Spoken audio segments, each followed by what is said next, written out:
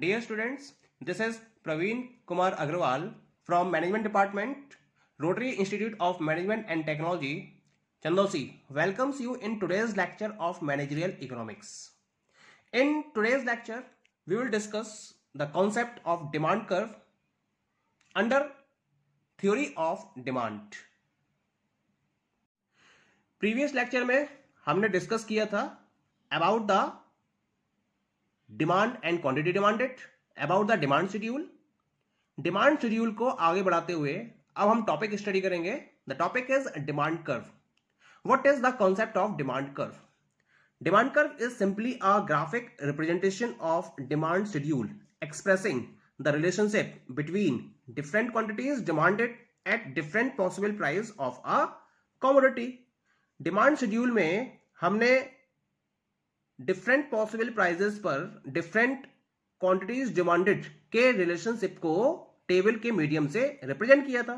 जब हम उस टेबुलर रिप्रेजेंटेशन को या डिमांड शेड्यूल को ग्राफिकल वे में रिप्रेजेंट करते हैं, then this graph is known as demand curve. Okay, जैसे डिमांड शेड्यूल आपका दो टाइप का था, इसी तरीके से डिमांड कर्व भी दो टाइप के होते हैं। The first one is the individual demand curve and second one is the market demand curve. Come to the first one, that is individual demand curve. क्या होता है individual demand curve? It is in reference of individual consumer. Individual demand curve is one that represents different quantities of the commodity demanded by a customer at different prices. Different prices पर consumers के द्वारा एक particular commodity की जो different quantities demand की जाती हैं, जब हम उन पॉसिबल कॉम्बिनेशंस को एक कर्व के मीडियम से रिप्रेजेंट करते हैं, then that particular curve is known as individual demand curve. Okay, just have a look. Demand schedule में हमने जो डेटा लिया था, हम उसी को कर्व के रूप में रिप्रेजेंट करेंगे। Just suppose that on X axis we are taking quantity demanded and on Y axis we are taking price. It is in rupees per unit and quantity demanded is in units. When the price is rupees 14 per unit, quantity demanded is 5. Price decreases from 14 to 13, demand increases from 5 to 6. 13 to 12 price, 6 to 7 quantity demanded.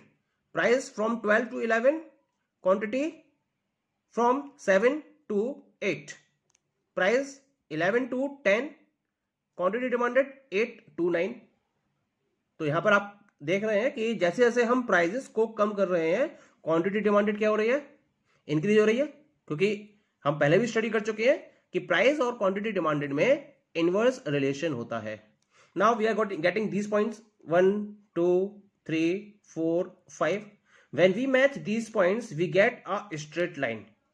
This straight line DD is known as the individual demand curve. Okay, because this demand curve slopes downward from left to right, it means that there is an inverse relation between price and quantity demanded of the commodity.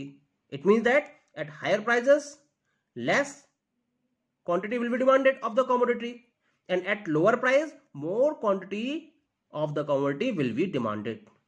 ज्यादा price कम demand quantity की, कम price ज्यादा demand quantity की। Okay, now come to the next one. Second type is market demand curve. Market demand curve क्या हो गया ना? When we take all the consumers और different possible price पर जब हम all the consumers के द्वारा quantity demanded को ग्राफ के हेल्प से रिप्रेजेंट करते हैं, then this curve is known as market demand curve. Market demand curve represents the graphical presentation of the total of quantities of a commodity demanded by all the consumers in the market at different prices. For this, we take, just look at the diagram, how this diagram is possible. For our easiness, हमने total market को दो consumers में divide करा है. This is the A's demand curve and this is the B's demand curve. It means market demand will be calculated by joining the demand of A plus demand of B. Okay, this is the individual demand curve for A. X axis, Y axis, X पर हमने quantity demanded ली है in units, Y पर price लिया है rupees per unit. 6, 7, 8, 9. These are the prices. 8, 7, 6, 5 quantity demanded. 9 पर जब price 9 है, demand 8 है, एक पॉइंट ऑफ व्यू से. जब प्राइस 8 है, डिमांड 7 है, प्राइस 7 पर डिमांड 6 है, और प्राइस 6 पर डिमांड 5 है. अब बी की बात करते हैं. बी के लिए 9 जब प्राइस है तो डिमांड 7 है, 8 पर डिमांड 6 है, 7 पर डिमांड 5 है, 6 पर डिमांड 4 है. ओके. Now combined demand. अगर हमें मार्केट डिमांड कैलकुलेट करनी है तो क्या करना पड़ेगा? ए और बी की डिमांड को ऐड करना पड़ेगा. यानी कि अगर प्राइस 9 है तो मार्केट डिमांड कितनी होगी? 8 plus 7 15, 7 plus 6 13, 6 plus 5 11, 5 plus 4 9. 9 price है, डिमांड है 15. 8 प्राइस है, मार्केट डिमांड है 13. 7 प्राइस है, डिमांड है 11. 6 प्राइस है, डिमांड है 9. ओके.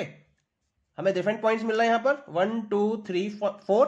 इन पॉइंट्स को जब हम मैच करते हैं we get a demand curve. This is DDM. This DDM curve is known as the market demand curve.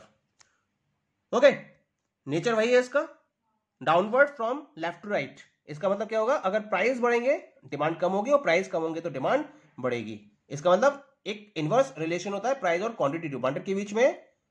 This is the market demand curve. Okay. Now the next topic is demand function और determinants of demand. हमने अभी तक दो variables को discuss किया यहां पर, price और क्वांटिटी डिमांडेड. हमने कहा कि क्वांटिटी डिमांडेड पर केवल प्राइस का इफेक्ट पड़ता है, but this is not so. और भी बहुत सारे फैक्टर्स हैं जिनका क्वांटिटी डिमांडेड पर इफेक्ट पड़ता है. डिमांड फंक्शन क्या डिफाइन करता है? पहले हम फंक्शन की बात करेंगे. Function defines the relation between two or more variable where one variable is dependent variable and rest of the variables are independent variables. या पहले भी स्टडी कर चुके होंगे फंक्शन के बारे में. अब हम बात करते हैं डिमांड फंक्शन की. Demand function just represents the relationship between the demand for the commodity and its various determinants.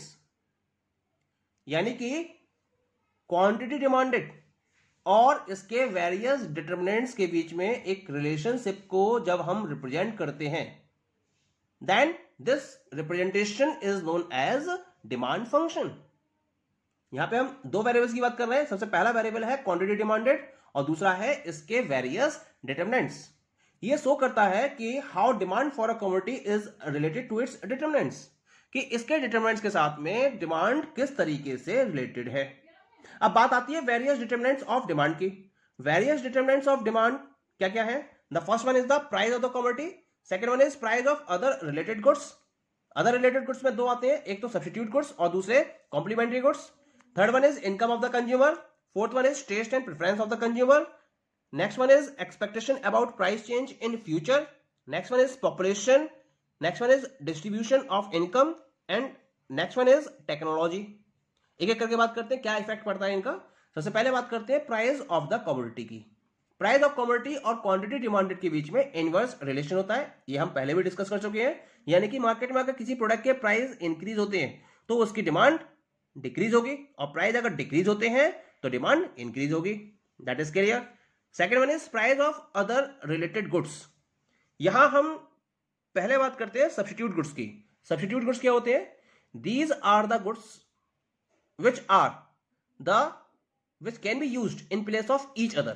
यानी कि अगर मैं दो गुड्स ऐसे लेके चलूं जिनको मैं एक दूसरे की जगह पर यूज कर सकूं, जिससे सेटिस्फैक्शन लेवल कंज्यूमर का वही रहे, तो हम उन गुड्स को सब्स्टिट्यूट गुड्स का नाम देते हैं. जैसे टी का सब्स्टिट्यूट है कॉफी. आपके पास डिफरेंट टूथपेस्ट आप यूज करते हो. एक कंपनी का टूथपेस्ट सपोज कॉलगेट का जो सब्स्टिट्यूट है वो है पेप्सोडेंट. सब्स्टिट्यूट का मतलब जिन गुड्स को एक दूसरे की जगह यूज किया जा सकता है वो सब्स्टिट्यूट गुड्स कहलाते हैं. अब इनकी बात करते हैं. इनमें रिलेशन होता है, डायरेक्ट रिलेशन होता है. यानी कि अगर किसी एक पर्टिकुलर कमोडिटी के सब्स्टिट्यूट के प्राइस बढ़ते हैं, सब्स्टिट्यूट के प्राइस बढ़ेंगे तो उसकी डिमांड क्या होगी? कम होगी. जब उसकी डिमांड कम होगी तो जो हमारा प्रोडक्ट है या जिसको हम यूज कर रहे हैं या जो एक्चुअल प्रोडक्ट है उसकी डिमांड क्या होगी? उसकी डिमांड बढ़ जाएगी, क्योंकि सब्स्टिट्यूट की डिमांड कम हो चुकी है. इसका मतलब प्राइस किसके बढ़े, सब्स्टिट्यूट के, और डिमांड किसकी बढ़ी, एक्चुअल प्रोडक्ट की। तो कैसा रिलेशन हो गया, डायरेक्ट रिलेशन हो गया। अब बात करते हैं कॉम्प्लीमेंट्री गुड्स की। कॉम्प्लीमेंट्री गुड्स का मतलब क्या होता है, जब दो गुड्स जॉइंटली डिमांड किए जाते हैं तो उन गुड्स को हम कॉम्प्लीमेंट्री गुड्स का नाम देते हैं। जैसे cup and tea, car and petrol, ये कैसे गुड्स है, these are the complementary goods. इनमें रिलेशन कैसा होता है, इनवर्स। कैसे, सपोज करिए कार और पेट्रोल का एग्जांपल लेके चलते हैं। अगर कार के प्राइस बढ़ते हैं तो कार की डिमांड क्या होगी, कम हो जाएगी, और कार की डिमांड कम होगी तो पेट्रोल का कंजम्पशन भी क्या हो जाएगा, कम हो जाएगा। प्राइस किसके बढ़े, कार के, और कंजम्पशन किसका कम हुआ, पेट्रोल का। कैसा रिलेशन हो गया, inverse relation.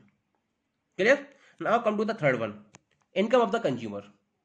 Income of the consumer, ये एक डायरेक्ट रिलेशन होता है इनकम ऑफ द कंज्यूमर और क्वांटिटी डिमांडेड के बीच में। यानी कि अगर कंज्यूमर की इनकम बढ़ती है तो वो कंजम्पशन बढ़ाएगा, यानी कि डिमांड बढ़ाएगा, और अगर इनकम कम होती है तो वो कमोडिटी की डिमांड को कम कर देगा।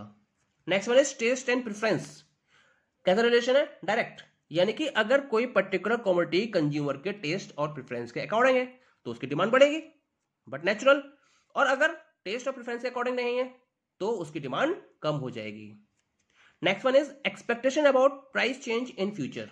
ये भी एक डायरेक्ट रिलेशन होता है।